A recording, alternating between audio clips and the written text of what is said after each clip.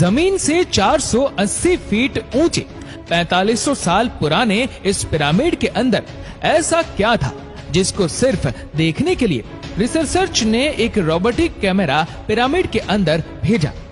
एक जगह पर आकर रोबोटिक कैमरा रुक गया क्योंकि अब उसके सामने पत्थर का एक स्लैब था।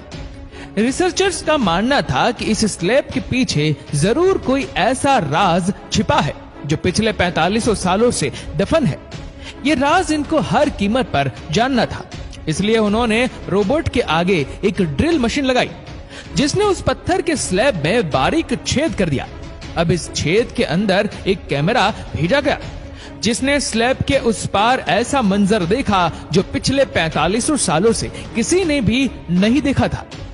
दोस्तों, इजिप्ट में टोटल 138 ऊंचे पिरामिड्स मौजूद हैं, जिन्होंने पिछले हजारों सालों से दर्जनों अर्थक्वेक और कई खतरनाक तूफान का सामना किया, लेकिन मजाल है इनमें से कोई एक भी इधर से उधर हुआ हो।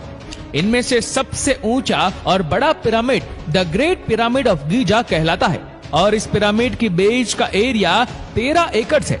यानी इस पिरामिड्स के अंदर हैरत अंगेज तौर पर 1-2 नहीं बल्कि पूरी 9 फुटबॉल फील्ड आराम से फिट आ सकती है। एक एस्टिमेट के हिसाब से इस पिरामिड में टोटल 23 लाख बड़े बड़े पत्थरों का इस्तेमाल हुआ, जिनमें से कई पत्थरों का वजन 50 टन भी था। अगर इसके टोटल वजन का अंदाजा लगाया जाए तो इस पैरामीटर का वजन 60 लाख टन है, जो 12 बुर्ज खलीफा के वजन के बराबर बनता है। लेकिन इतने ऊंचे और आलिशान पिरामिड बनाने का आखिर मकसद क्या था?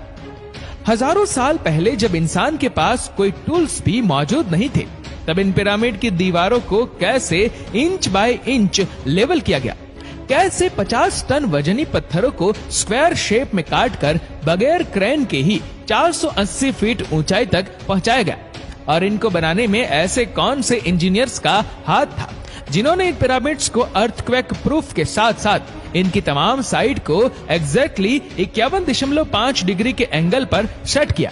ये सब आप जान सकेंगे आज की इस वीडियो में, तो आइए शुरू करते हैं। Challenge number 1।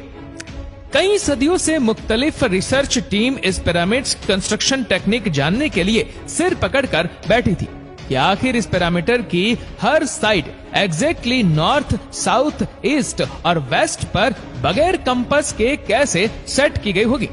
कई एक्सपर्ट्स का मानना है कि उस टाइम के आर्किटेक्ट ने सबसे पहले ऐसी जमीन तलाश की होगी जो लाखों टन वजनी पत्थरों का वजन झेल सके, जिसके बाद ना कोई कंपास और ना ही कोई ऑप्टिकल इंस्ट्रूमेंट, सिर्फ इस बेसिक टेक्निक से हजारों साल पहले इस पिरामिड की डायरेक्शन सेट की गई होगी, और वह भी 0 एरर्स के साथ। Challenge number 2। अगला चैलेंज था जमीन को लेवल करने का। जिस 13 एकड़ की जमीन पर इस पिरामिड को बनना था, उसका लेवल थोड़ा सा भी आउट होता तो 23 लाख पत्थरों के इस पहाड़ का खड़ा होना बिल्कुल भी मुमकिन नहीं था। अब इस जमीन को लेवल करने के लिए उस टाइम के इंजीनियर के पास ना ही लेजर लेवलर था और ना ही पवन लेवलर। एक्सपर्ट्स का मानना है कि कंस्ट्रक्शन साइट की चारों साइड पर खड्डा करके उसमें पानी डाला गया होगा और फिर एक साइड के पानी के लेवल से दूसरे साइड के पानी के लेवल को मैच किया गया होगा। जो जमीन का हिस्सा पानी के लेवल से मैच नहीं कर रहा होगा, उसको छेनी और हथौड़ी की मदद से काट कर लेवल किया गया होगा। कई एक्सपर्ट्स का मानना है कि एंशिएंट इजिप्शियंस ने इस सिंपल टूल का भी इस्तेमाल किया होगा, जिसकी दोनों साइड पर लकड़ियां और उसके ठीक सेंटर पर एक रस्सी से पत्थर बंधा हुआ है। अगर पत्थर जमीन से टच हो गया और उसकी रस्सी ठीक सेंटर लाइन पर आ रही होगी, तो इसका मतलब है कि बीच की जमीन परफेक्टली लेवल है। Challenge number 3। अब पिरामिड कंस्ट्रक्शन साइट पर डायरेक्शंस भी सेट थी, मार्किंग भी हो चुकी थी और जमीन का लेवल भी सेट था। अब बारी थी कंस्ट्रक्शन स्टार्ट करने की, जिसके लिए लाखों टन वजनी और बड़े पत्थर रिक्वायर्ड थे। लेकिन ये पत्थर काटने के लिए ना ही उनके पास ग्राइंडर थे और ना ही जैक हैमर। लेकिन फिर भी उन्होंने 50 टन वजनी पत्थर काटे भी और उनको स्क्वायर या रेक्टेंगल शेप भी दिया। लेकिन आखिर किसकी मदद से?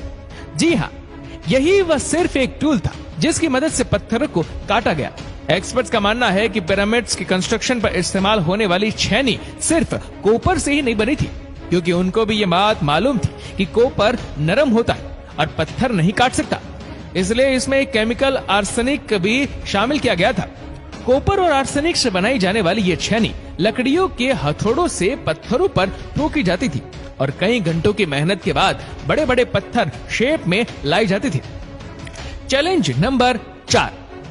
अब ये खास किस्म का पत्थर जिसको आज लाइमस्टोन कहा जाता है, उसकी कटाई पिरामिड कंस्ट्रक्शन साइट गीजा से 250 किलोमीटर दूर टोरा के शहर में हो रही थी। अब मसला था इस पत्थर को गीजा तक ट्रांसपोर्ट करने का। हर एक पत्थर 50 टन यानी 50,000 केजी के बराबर था, जो तकरीबन 3 पैसेंजर बस के वजन के बराबर बनता है। और ऐसे 23 लाख पत्थर सिर्फ एक पिरामिड में इस्तेमाल होते थे। इतना ज्यादा वजन ट्रांसपोर्ट करने के लिए ना ही उस दौर में कोई जानवर काम आ सकता था और ना ही उनके पास ट्रक मौजूद थे।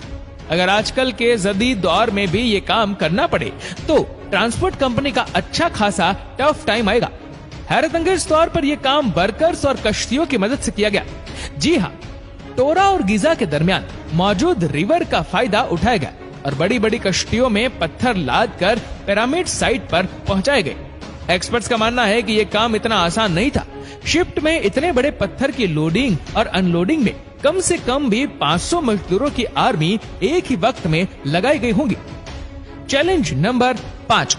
जो एक्सपर्ट की टीम पिरामिड के कंस्ट्रक्शन पर रिसर्च कर रही थी, उनको अब अपने कई सवालों के जवाब मिल चुके थे, लेकिन एक बात उनको हर वक्त सता रही थी कि लाइमस्टोन कट भी गए, ट्रांसपोर्ट भी हो गए और कंस्ट्रक्शन के दौरान एक के ऊपर एक लगना भी शुरू हो गए। लेकिन मसला ये था कि पत्थर इतनी ऊंचाई तक आखिर पहुंचाए कैसे गए होंगे। कई एक्सपर्ट्स का मानना है कि पिरामिड के कंस्ट्रक्शन से पहले ही ये प्लान कर लिया गया था। या तो ये स्पाइरल ट्रैक के जरिए ऊपर गए होंगे या फिर जिगजैग तरीके से। लेकिन ये बात तो तय है कि 50,000 केजी के पत्थर ऊपर मजदूरों की आर्मी की मदद से ही खींच कर गए होंगे। Challenge number 6। दोस्तों, बात सिर्फ लाखों मजदूरों छेनी हथौड़े से लाइमस्टोन काटने और इतने बड़े पत्थरों को ट्रांसपोर्ट करने की ही नहीं थी।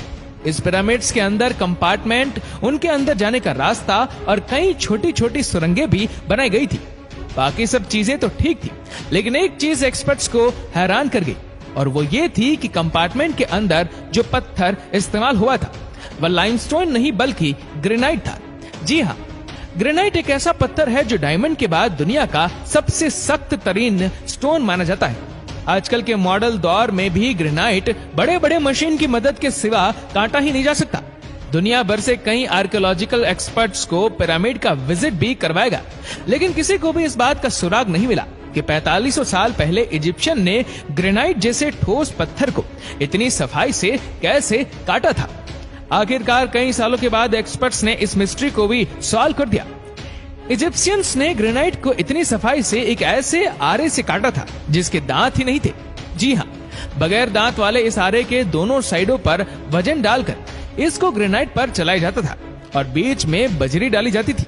एक्सपर्ट्स का मानना है कि इस तरीके से इतने बड़े पत्थर को काटने में 4 महीनों का वक्त लग जाता था। दोस्तों, आखिरकार पिरामिड बनाने का मकसद क्या था? इसको बनाने में कितने मजदूर एक ही वक्त में काम करते थे? और रोबोटिक कैमरा ने जब पिरामिड के अंदर पत्थर के स्लैब में सुराख किया तो उसके अंदर वो कौन सा मंजर देखा गया जो पिछले 4500 सालों से किसी ने भी नहीं देखा था? ये सब और इससे भी ज्यादा आप जान सकेंगे इस वीडियो के पार्ट नंबर 2 में।